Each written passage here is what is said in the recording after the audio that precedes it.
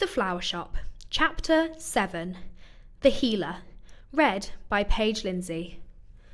Hermione felt herself cry out in shock as she watched Viktor fall from his broom. The beating he had taken from the bludger was serious, but the fall would have killed him if Hermione had not pointed her wand towards where he was and shouted, "Leviosa! Leviosa! Leviosa!" His body levitated just centimetres from the ground, and she lowered her wand gently, laying his body down. She apparated immediately, landing by Viktor's side. He was breathing, but the breaths were shallow. She had never seen a bludger hit anyone that hard before, and straight to the head. Alexei had screamed for the practice to come to a halt. He was sure the hit had been fatal, and that all of Miss Granger's efforts were in vain. He paced back and forth, watching her summon potions and perform charms. She seemed very calm for the situation she was in. She rubbed his sweating head with her hand. He rubbed his sweating head with his hand. He could not make the call to his parents saying that their son had passed away in training. He could not speak to the papers of his tragically young death. And most importantly, he couldn't lose his Star Seeker. Hermione had faltered for a brief moment before remembering her training. She placed a reconstructive charm on his spine to ensure that no permanent damage would be caused, and then scanned his head to check for any severe impairments. Viktor had seemed to get away pretty light, with some minor bruising on the right side of his brain that she quickly cleared up with an advanced neuro-repairment enchantment. She looked up to the anxious coach and smiled at him. "He will be fine. He'll be asleep for a while, but he will be fine," she assured him. A wide smile broke out onto Alexei's face, and he strode towards her, taking her hand in his. "Thank you, Miss Granger. I have met the best mediwitches in the world, and none of them would have been able to heal him." Hermione blushed at the compliment before retrieving her wand and placing the Leviosa enchantment on Viktor's body again, taking him back to her office for supervision. She looked down on his peaceful face and chuckled to herself. Although he had hurt himself and had almost fallen to his death, he had missed the bludger because he was preoccupied with looking at her.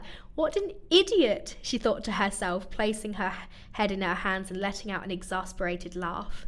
Hermione was unsure how to pass the time. She had brewed some potions to make up for the ones she had spilt on the pitch, all the while checking on Viktor momentarily. He was breathing evenly now, and his face had gained a flush of healthy colour. She sighed, wondering what she was going to say once he awoke. "Hi, you almost died because you were ogling me instead of watching the game." No. She didn't think that would do, and she decided that she would have to decide on something more professional. Alexei had checked in every hour for the first 3 hours. Then, when he was sure of Viktor's speedy recovery, his visits became less frequent.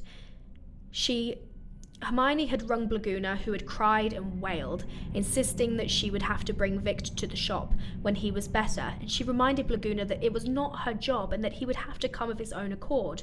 Once she managed to get away from the phone, she sat beside Viktor and simply looked down at him, allowing her mind to wander. He truly was handsome, all man, with sharp angular features and a smattering of facial hair around his lips and chin. He had allowed his hair to grow out slightly, and Hermione much preferred the tailored look compared to his old, barely there style he had sported when he was 18. She knew she had to find some employment, else she was positive she was going to fall into the trap of drooling over the Quidditch star and becoming undetectable from the rest of his fangirls. She peered over at her book and decided that she would read to him. If he could hear her, then he would enjoy some Muggle culture, and if not, then no harm would have been done. She collected the book from her desk and pulled up a chair near his head. She flipped to the beginning of the book and took a breath, starting to read. She was 4 chapters in when Alexei called in for the last time. It was 9 in the evening when he knocked at the door. He peered down at the now healthy-looking Viktor and smiled to her.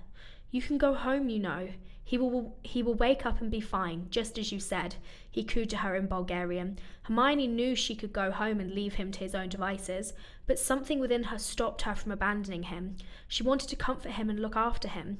"I know, but I won't leave him," she said, looking up at Alexei. He offered her a soft smile that held a sign of knowledge that made Hermione a little uncomfortable.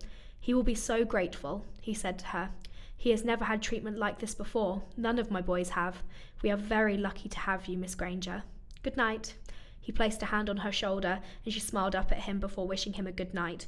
Although the man had a hard exterior, Alexei was a sweet and kind man when he wanted to be, and Hermione was very glad to have such a supportive superior.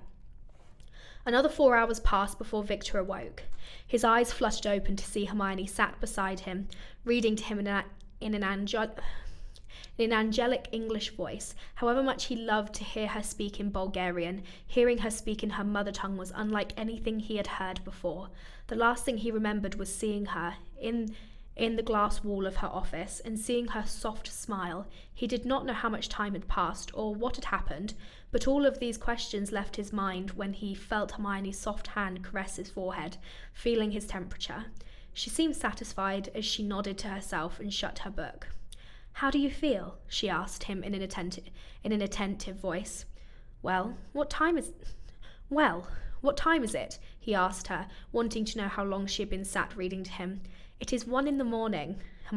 It is 1 a.m, Hermione said calmly, whilst Viktor gawked at her. She'd stayed with him and cared for him for almost 10 hours.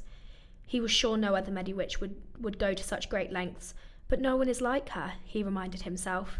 It took very little time for Viktor to gain independence, and Hermione had to clamp a hand onto his chest as he attempted to stand.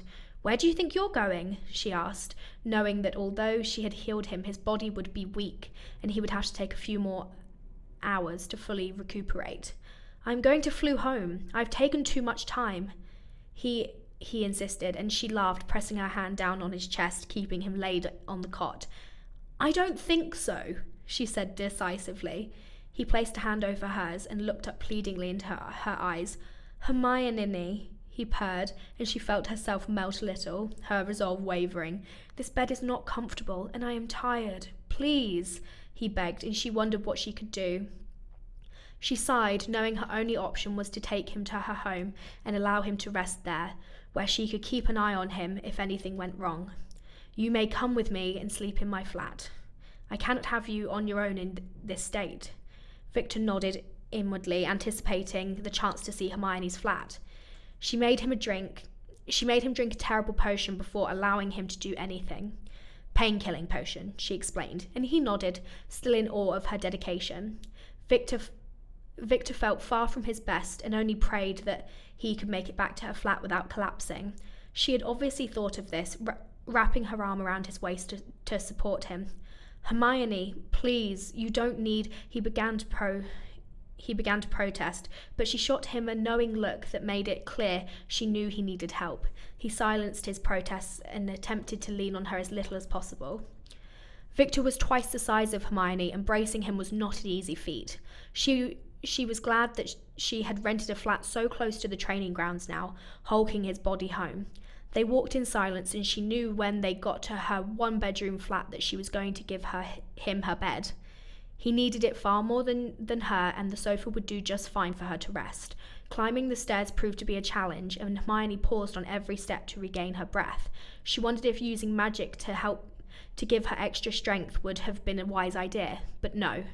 She had already performed so many enchantments on Viktor that she was tired and worn down. She fumbled for her keys once they got to her front door and sighed when she pushed it open, stumbling across the threshold, still very much taking Viktor's weight. She had a charming flat. Although a little small, it was filled with little quirks that made it hers, Viktor noticed, like the photograph of her Muggle parents and her grades from Hogwarts framed, displayed on a coffee table. Viktor felt a strange mixture of overwhelming guilt and gratitude for Hermione as she allowed him to use her as a crutch. Knowing now that she still gave everything she had for others' happiness, he knew now that she still gave everything she had for others' happiness, and it pained him to know that so many people had used such a beautiful quality against her. Now that they were back in the apartment, she pointed to a door with her free hand. "That's the bathroom."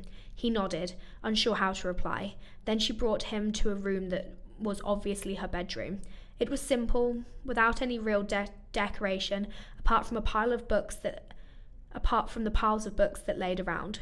She helped him onto the bed and turned away as he struggled with his boots and shirt. He watched as she collected a blanket from her wardrobe along with night clothes.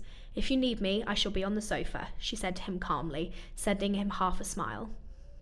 "Hermione, wait. You sleep here. I go." He was interrupted by her hand gesturing him to stop.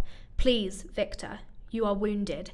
Sleep and recuperate. The sofa will do fine for me." He nodded, understanding that she was tired and probably fed up, so he settled down into her bed and drifted to sleep with the thought that she was the most wondrous person he had met filling his mind. Hermione changed and collapsed onto the sofa. She couldn't believe that she had saved him. Most would not have bothered in the state he was, but he was Viktor Krum, and she was beginning to understand that to her, that made all the difference.